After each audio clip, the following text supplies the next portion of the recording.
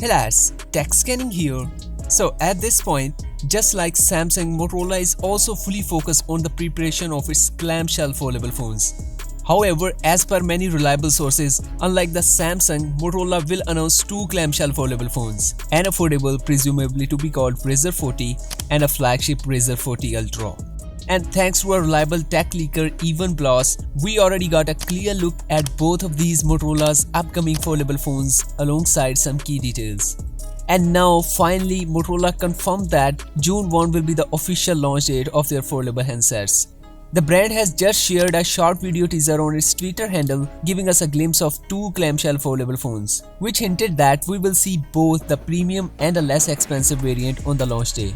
So where Samsung is likely to offer a significantly bigger cover display on its upcoming Z Flip5, the Moto Razr 40 Ultra will go for even bigger a 3.5 inches cover screen. This means we will be able to manage many tasks without the need to unfold the device every time.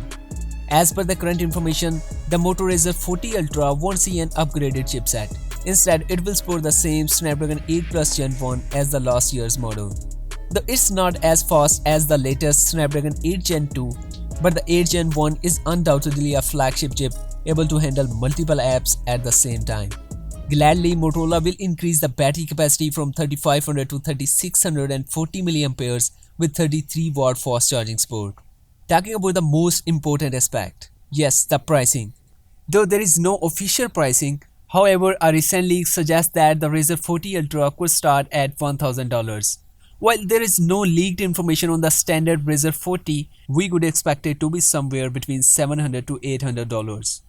So, are you excited about the Moto Razr 40 series? Hopefully, we will get some live snapshots ahead of the launch date. So be sure to subscribe and hit the bell button to stay updated.